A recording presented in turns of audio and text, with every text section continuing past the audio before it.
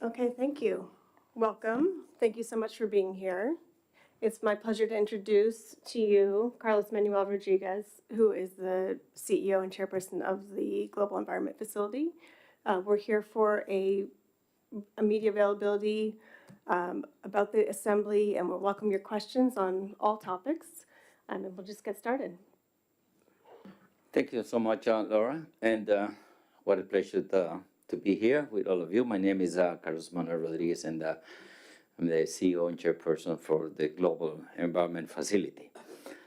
We're delighted and honored to be in British Columbia, Vancouver, and yes, of course, in Canada. One of the most important members of our partnership, historical, strong donor to the GEF partnership. The GEF is not new, 30 years old. It came into form in the aftermath of Rio 92.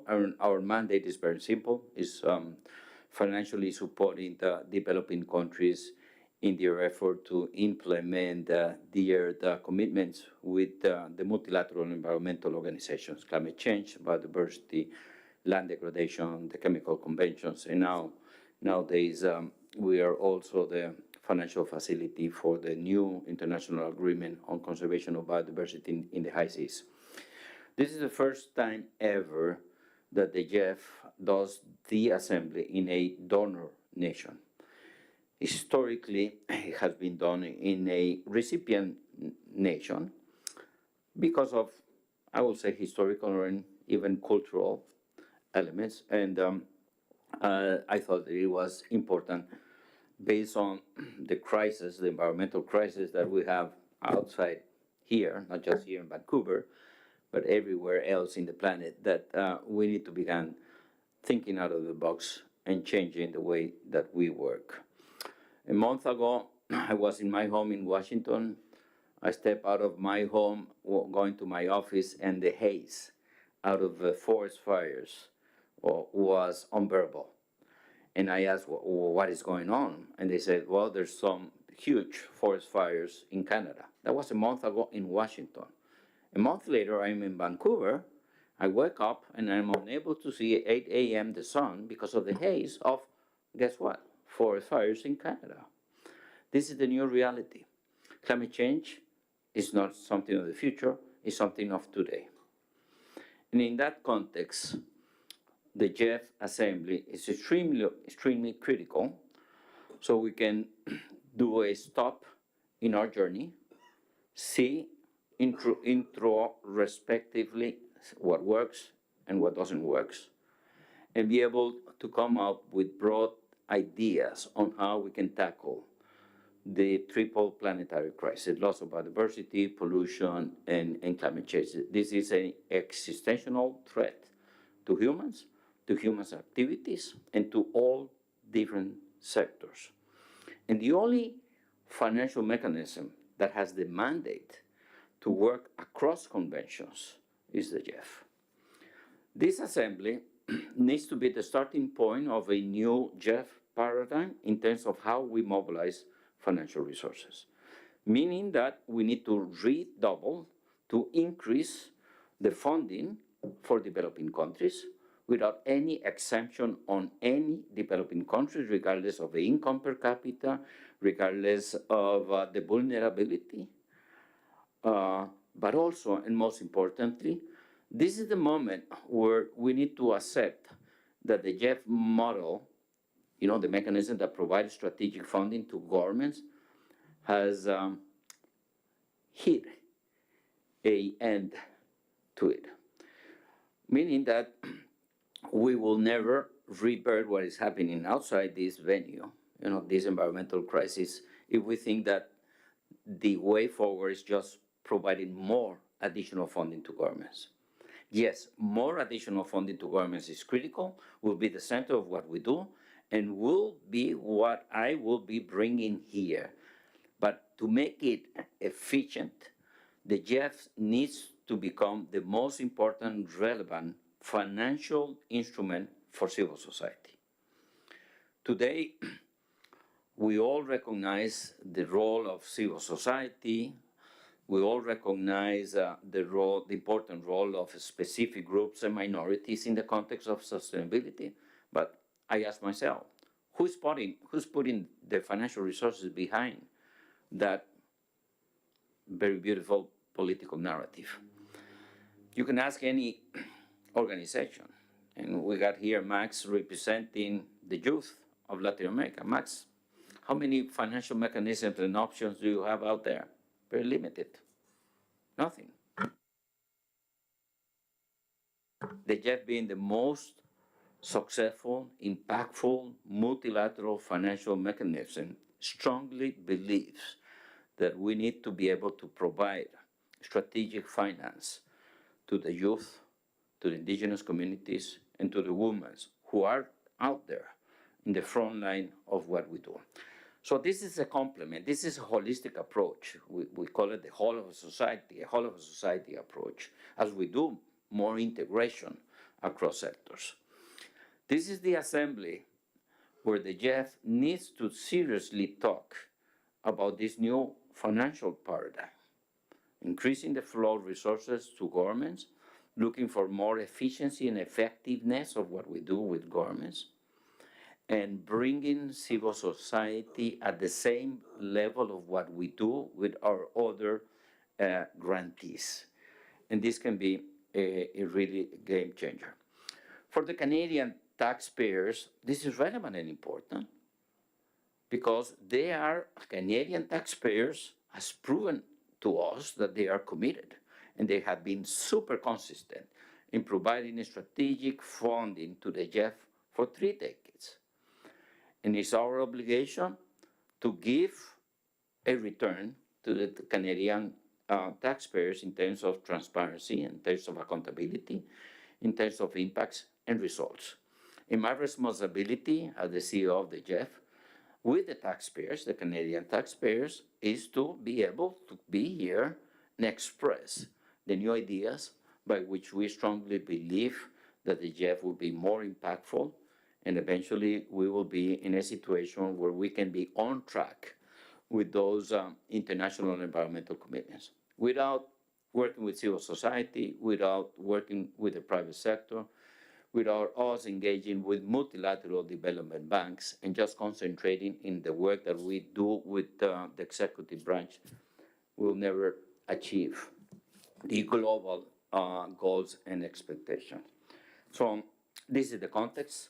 For us, this GEF Assembly in Vancouver should be the starting point of a new financial paradigm. And I'm extremely encouraged by what the Canadian government has been doing in support of the GEF in these concepts, and very importantly, by the work that the Canadians have been doing in terms of leadership and aspiration at the international level. We saw what happened in Montreal a few months ago, which set the basis for biodiversity action in the next 10 years on. I'm very grateful with that. I feel that Canadian and other very enlightened donors of the GEF are very much aligned with this concept of a whole of a government approach, and most importantly, the whole of a society approach, so we can be able to cope with the global environmental crisis and be able to do the system change and preparing the next generation of policymakers and private sector's leaders in ways by which we will explain during this week the multiple opportunities that we have to work with civil society. Thank you so much. Thank you. Thank you very much. It was a very helpful introduction, covered lots of things as well. I would encourage the journalists in the room, there's 2 microphones set up on either side behind these chairs. If you could please stand and come to the microphone. We welcome on either side. And if you could introduce yourself and your outlet, that would be very helpful as well. Hi, my name is Fermin Kupa. I work for China Dialogue, and I'm part of the Earth Journalism Network as well. Carlos, I got 2 questions. First, if you could comment on the biodiversity fund that will be launched here. And if you could go a little bit deeper on the role of civil society as you were explaining, if you could give a few examples for Latin America. I know GEF on the replenishment a few months ago, Latin America highlighted as one of the regions in which most of the funding will go to. How can GEF enable civil society and indigenous communities take a stronger role? So those two questions. Thanks. Thanks so much. I might just encourage anyone else with a question to go to a microphone and be ready. That would be very helpful. So, thanks for your questions. Next Thursday, when we open the plenary session of the Assembly, one of the agenda items is the endorsement or ratification of a GEF Council decision taken in Brasilia in June with regards to the establishment of this new facility within the GEF. If you all remembered in the COP15 in Montreal, there was a decision from parties to establish a new fund within the GEF that complements what GEF has been doing with regards to biodiversity finance. So in a matter of 6 months, the GEF, and I would say in a very efficient manner, was able to generate consensus, political consensus, which is hard anywhere you go, political consensus on the governance, the structure, and the programming of this new fund, fulfilling the mandate that we received from the COP. So the decision on the establishment and decisions on the programming, which is basically how the resources will be distributed, was agreed upon. I would say that I want to underline out of this decision, one decision that is very consistent with this vision that we at the Secretariat to have in terms of civil society, which was the decision that 20% of the resources in this new fund should be relevant to indigenous people. And that is a good concrete example of the new approaches that council members and the GEF are promoting. So the ratification, endorsement of that decision, I hope will happen here. And the next step will be the capitalization of the fund. The capitalization of the fund, there are COP decision of a process. And yes, next year we'll have COP 16, where we hope that the GEF partnership can go with a process of capitalization of that facility. And yes, the second question on civil society. Today, civil society receives less than 1% of the GEF resources. Civil society are extremely important, not just in the negotiation, but most importantly in the implementation. Today, civil society doesn't have financial possibilities to even attend a COP. So if we talk about the role of civil society and the importance in the global environmental solutions, and they don't have even resources to attend the international events where these decisions are being taken, I feel that we got a big challenge.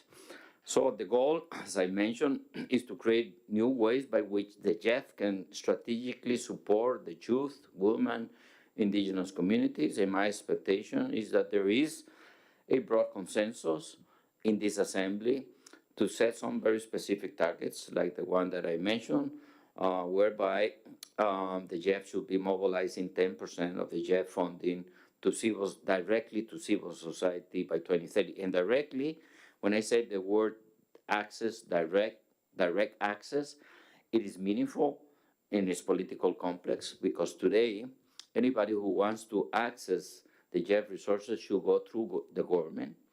And in many cases, that's a big limitation for civil society. So we acknowledge and we're that situation, and we're sensitive, and we want to create mechanisms by which civil society can access directly GEF resources. But we need political decisions, we need consensus, and the Assembly is the right place for brainstorming on this very specific topic. Thank you. I think we might take two questions, so I'm going to take from both microphones, and then you can take two, and then we will have time for one more after that. Thank you. Can you hear me? I'm Yes. Ramesh Busal. I'm the South Asia coordinator for Internews Earth Journalism Network. It is a global network of environment journalists all over the world. And I also work for a South Asian multilingual website called The Third Pole as Nepal editor. As you have said, you are trying to increase the funds for the civil societies, but if you see across the globe, the space for civil societies to discuss even environmental issues is shrinking. And there is a huge conflict between the governments and the civil society. If you are saying you're increasing funds to the civil society, then they are demanding of more, action from the governments. How do you see that conflict will be an issue in the future? Because there has been several issues in several countries that the governments are not happy with the civil societies, and spaces are shrinking. So how do you want to deal with it? And what is the plan for it from GEF? The second question is, oftentimes when a fund is created, there is a huge, applaud, and people say, "Wow, this is a nice thing." But the commitment and the pledges that comes into the fund is serious. I mean, if you see other funds across other conventions, they are struggling to get money. So, do you have any kind of commitment from the countries to fill up that fund that you are setting up right now? Thank you. Can we just take one more question, just in the interest of time? Please go ahead, and then you can answer them together. Hi, my name is Camila. I come from El Espectador in Colombia, and I'm with EGN's Internews. I have just one question. What is your opinion on some of the other innovative financial mechanisms that countries are proposing around the world, such as debt swap for finance, for climate or biodiversity actions? How do you feel those proposals, coming into the GEF's vision, long-term vision? Thank you so much, Camila. So let me go to both questions. There is the civil society government challenges. It's not isolated, and the only big challenge that we have. Let me give you an example. The G20 ministers of environment, the G20 ministers of environment had a meeting, a month ago, and they were unable to agree on language on climate mitigation in their declaration. Everywhere we go, we got challenges and conflicts. Here in Canada, the topics of the carbon tax has been a topic of major discussion. So that is what we have everywhere. And definitely there are issues within governments and civil society. I will say that in 40% of the countries that we work, the relationship with governments and civil society is not good at all. But the GEF can play a role in facilitating the political dialogues and the understanding. So for us, the engagement with civil society is very concrete. It's not a broad aspirational goal. We will be working with civil society that works at the level of the conventions. This is kind of the ring around what we should be doing, because our mandate is to work inside the conventions. And there's quite a lot of very important relevant groups operating and working at the convention level. Today, if civil society with the system that we have in place, today, if civil society want to access the GEF resources, needs to go to a government and ask for an endorsement letter. That shouldn't be the mechanism in the future because of the reasons that you're expressing us. It's even ironic that in many countries, the GEF with the governments created private organizations and financial mechanisms run by private organizations, civil society, and today, those organizations that were created with the support of government and the resources of the GEF has been isolated because they became independent, autonomous to the governments. Nevertheless, we strongly believe that the GEF should be a player in generating consensus and dialogues. And if there is no consensus and dialogue, that won't be a limitation for us to move the envelope forward in ways by which we can generate access to GEF funding to civil society without the political control of governments.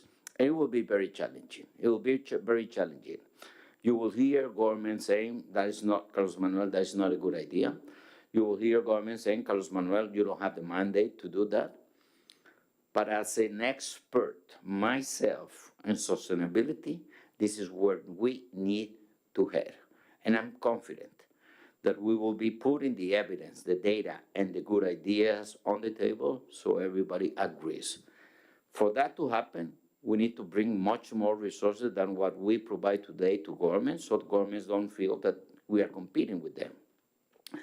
So that's your first question. The second question has to do with I feel that there's a new virus in the planet which is called, the virus of creation of new funds. It's becoming a pandemic. Governments and stakeholders tend to believe that in every new negotiation there should be a new fund, thinking that a new fund will be a special fund for the convention and that new fund by itself will bring more resources. But let me tell you, in this planet there are only 32 government donors. I don't know how many donors may be in other planets of this solar system, but in this one, there are only 32.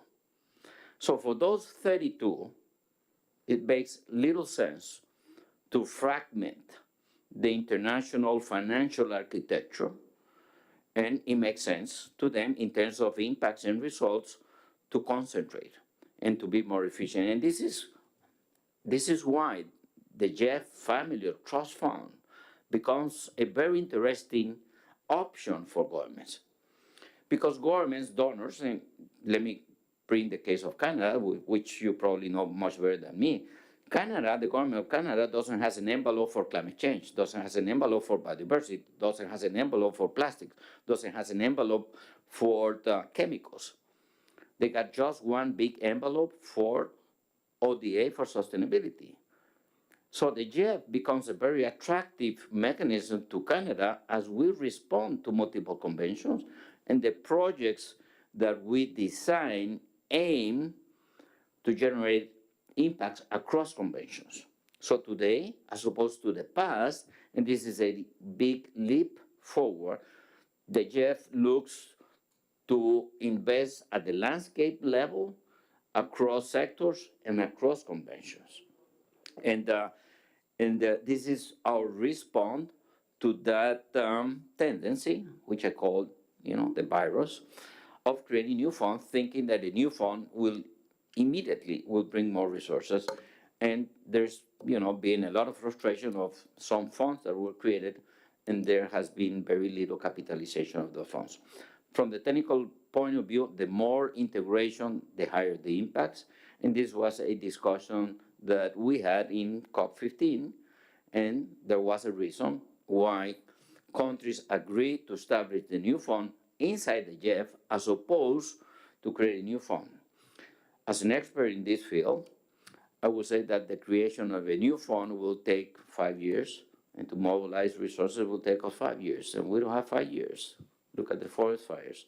So we got an additional burden on our side in order to perform and deliver and putting together a new fund, so countries can begin the capitalization. This is a conversation that needs to happen within donors and recipient countries. Can I just tell you, we have a 5-minute Yes, warning. Camila, Questions. Yeah. those innovative financial mechanisms are extremely important. Herencia Colombia is a good example of what Colombia is doing with mobilizing new resources. And this is fabulous because we all came out of Montreal with a very clear financial target. All countries should be mobilizing $200 billion by 2030 from all sources. All sources. ODA for middle-income nations like Colombia and my country, Costa Rica, should be a catalyzer of domestic financial plans and debt swaps, payment for environmental services, carbon taxes are good examples of how countries can mobilize domestic resources so they can narrow the financial gap. The GEF has our fingerprints in every single conservation trust fund in planet Earth. We've been there, and we've been there promoting that. And we will continue promoting that. As a matter of fact, one of the programming elements of the new biodiversity fund talks about endowment funds and new mechanisms that can mobilize resources at the domestic level. So we will be extremely supportive to continue to invest in areas where we have a long, very successful track record. Okay, perfect. So let's take all the remaining questions, and we have just a couple of minutes, so we'll wrap it up with that. And thank you all. Okay, please go ahead. I'm an Egyptian journalist. Also, I'm one of S Journalism Network follows. I wanted to focus on developing countries. So my question is, how will developing countries benefit from the new fund? And while COP28 is approaching, how will we achieve a fair climate financing for developing countries? Thank you. Thank you so much. Yes, please. This is Purti, and I have a question about the GEF's role in the BBNJ, the High Seas Treaty. Just want to understand what the mechanism is in terms of financing and who the beneficiaries are going to be and who the donors are. Thank you so much. So it is to be seen on how the countries will be benefit of the new fund because we're just in the early stages of the capitalization of the process. So there was a decision in the COP that donors should double the financial support for biodiversity conservation by 2025. The baseline is now where developed nations donors are providing $10 billion for the nature conservation, and their commitment is to double that by 2025. So in 2025, there will be $20 billion available to implement the new framework. We expect that the new fund that we are just establishing can become the most relevant source for channeling those resources. So it is up to the countries to work and decide on how to do that. Our responsibility is setting up the fund and generating the political consensus on the programming. I mean, how we are going to distribute and what will be the priorities. So this is a biodiversity fund. That means that biodiversity-rich countries are a priority, or countries which may not be rich in biodiversity, but the biodiversity that is there is unique. You know, I'm thinking in Egypt and the Red Sea, and what you got there is unique. So there's a new dynamic in terms of assessing priorities in how we should channel those resources, but that is a decision that is in the hands of the countries. I expect that as we take a decision this week on the ratification of these funds, parties, governments began that other conversation on the capitalization. Also, this is a good opportunity for donors to do pledges to this new fund, and as far as I understand, there's a handful of countries that are willing to pledge to this new facility, but we understand that there's a fiscal cycle that donors countries need to go through, and that fiscal cycle will probably give us some views in early 2024. So this is a little bit of what we have in front of us. BBNJ, there's another decision to be taken by the GEF Assembly this week, which has to do with the ratification of a council decision to incorporate this new international treaty that looks to protect biodiversity in the high seas. These are the areas of the ocean, 60% of the ocean. There are no rules on how the resources should be managed. And for the first time, there's an agreement on protecting biodiversity in the oceans, which are owned by everyone and nobody at the same time. It is the GEF plan ahead of this decision, and we got a very important source of financial resources to provide finance to countries that had subscribed the convention, but requires a congressional ratification in the national congresses and parliaments. So the GEF, responding directly to your question, already planned to set aside an important amount of financial resources to provide them with to countries that needs to go through the ratification processes.